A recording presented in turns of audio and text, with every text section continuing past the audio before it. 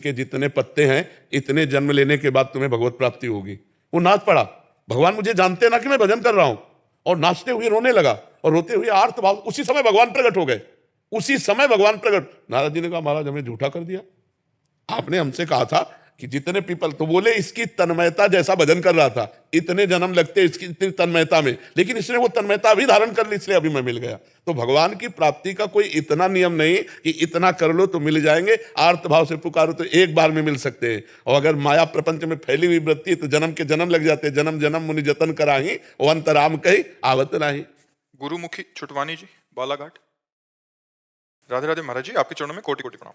महाराज जी, शाश्वत आनंद क्या है और उसका अनुभव कैसे होता है? रसगुल्ला खाया है? कभी खाया है? कैसा होता है? मीठा।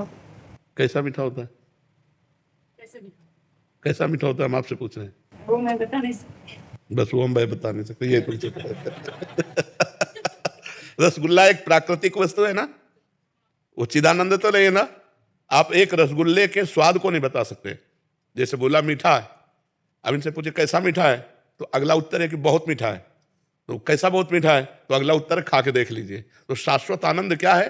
अनिर्वचनीयम, उसको वाणी के द्वारा नहीं कहा जा सकता है। अनुभव गम्य भजे जय संता, जो अनुभव में आने वाला है। जब प्राकृतिक एक रसगुल्ला का स्वाद आप नहीं वर्णन कर सकते, तो अप्राकृत चिदानंद शाश्वत सुख का वर्णन कैसे हो सकता है? हाँ, उस सुख का रसास्वादन कराने के लिए, जैसे नाम भगवान का जप करो, नाम कीर्तन करो, भगवत लीला कथा गान करो, संत समागम करो और दूसरों को परोपकार करो, तो उसकी तरफ चलने की योग्यता आ जाएगी। लेकिन वो है कैसा, वो तो अनुभव गम्य, वो वाणी के द्वारा अनिर्वचनीय, माने वाणी के द्वारा उसका वर्णन नहीं किया जा सकता। और जितना भी किया जाता है वो सब अधूरा होता है। पूर्ण तो अनुभव में आता है। जैसे पाने में जो मीठा लगा, उसको हम कैसे बताएं कि कैसा मीठा लगा? वो तो आप अपनी जबान पे रखो तब आपको पता चलेगा। ऐसे ही परमात्मा आनंद जो है, शाश्वत आनंद जो है, वो वर्णन नहीं किया जा सकता, वो अनिर्वचनीय है। हेमा जी, राधे राधे। राधे राधे महाराज जी। महाराज जी, क्या भक्ति की राह पे चलने के लिए सबसे पहले मन को जीतना जरूरी है, या फिर मन को जीतने का मार्ग ही भक्ति है? मन को लगाना जरूरी है, जीतने में अलग बात हो जाती है। मन को जीता फिर भक्ति कभी नहीं हो पाएगा। मन को लगाया तब जीता। मन को पहले प्रभु में लगाना सीखो। बार बार नाम जप करते हुए मन को संसार में जहां जाए वहां से हटा के नाम में लगाओ, भगवान की लीला कथा में लगाओ, भगवान के रूप में लगाओ, भगवान की सेवा में लगाओ, घर परिवार की सेवा में भगवत भाव से लगाओ। मन का प्रभु में लग जाना ही भक्ति है। और मन प्रभु में लग गया तो जीता जिताया है। और अलग से आप सोचो मन जीत कर प्रभु में लगाए तो नहीं लगा सकते।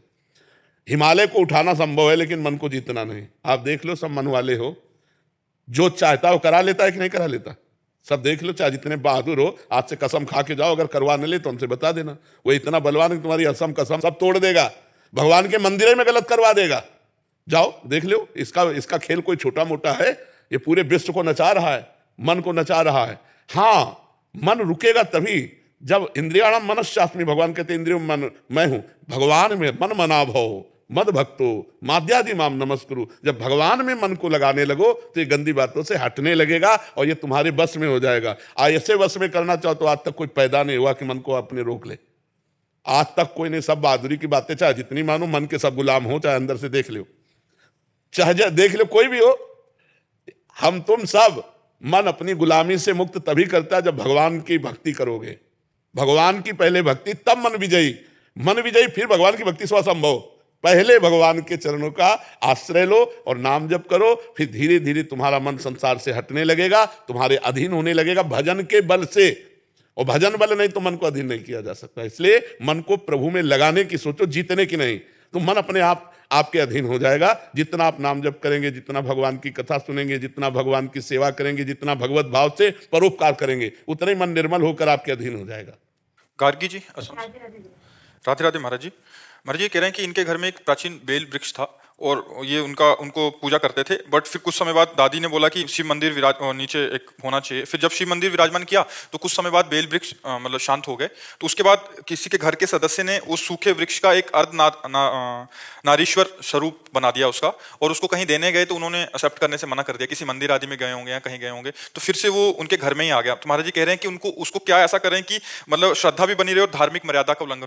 तो वही मंदिर के पास विराजमान कर लो। मंदिर में अगर अंदर जगह ना हो तो बाहर एक चौकी सी बना करके वहीं विराजमान कर दो।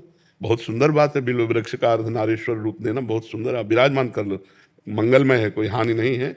और वृक्ष का सूख जाना ये तो आयु के अंतर्गत होता है, चाहे मनुष्य हो चाहे वृक्ष, जितनी आयु है उतना ही जीवित रहेगा, उतना ही हरा रहेगा, अन्यथा वो अपने आप सूख जाएगा। तेज प्रकाश जी, राजस्थान से। श्री हरिवंश महाराज जी, उदय। जैसे कि सुना है कि प्रारब्ध के अनुरूप जीवन में सब कुछ मिलता है। मेरा प्रश्न ये है कि सदगुरुदेव और भक्ति की प्राप्ति में भी प्रारब्ध का कोई योगदान है क्या महाराज जी? भगवान की कृपा, इसमें भगवान की कृपा का योगदान है। नाम रूप लीला धाम ये प्रारब्ध से नहीं मिलते, ये भगवान की कृपा से मिलते। जैसे धाम, प्रथम यथामति प्रणवों श्री वृंदावन अतिरम्य, श्री राधिका कृपा बिनु सबके मनन अगम्य। मन से भी आप नहीं सोच सकते वृंदावन के आने की तो बात जाने दो। जिनको वृंदा विपिन है, कृपा तिन्हि की होए, वृंदावन में तबहि तो रहन पाई है सोए। कृपा, श्री राधिका कृपा बिनु, कृपा, कृपा से धाम। हरिवंश कृपा हरिवंश कहें, हरिवंश कहें हरिवंश लाएं। बोले हरिवंश की कृपा से ही हरिवंश कह सकते हो, राधा की कृपा से ही राधा कह सकते हो। तो जो नाम में उच्चारण करने की भावना बनी, जो नाम जपने की रुचि आई, जो नाम में प्रीति हुई, ये कृपा से। और मनुष्य शरीर प्राप्त करके साधु संग मिलना, गुरुदेव की प्राप्ति होना।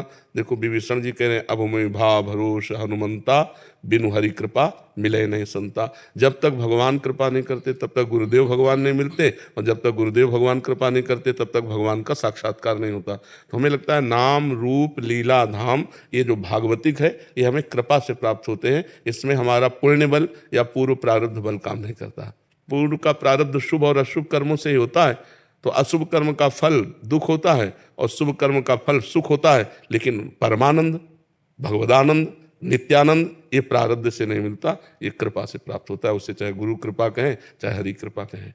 महाराज जी, ये जो गुरु कृपा है ये शुभ अशुभ से भी ऊपर है, मतलब गुरु कृपा शुभ अशुभ से भी ऊपर है क्या? हाँ, सो ये शुभ अशुभ तो बंधन कारक है। शुभ ऐसे बंधन कारक है जैसे सोने की जंजीर में बांध दिया गया हो, और अशुभ ऐसे बंधन कारक है जैसे लोहे की जंजीर में बांध दिया हो, लेकिन बंधे तो दोनों है ना।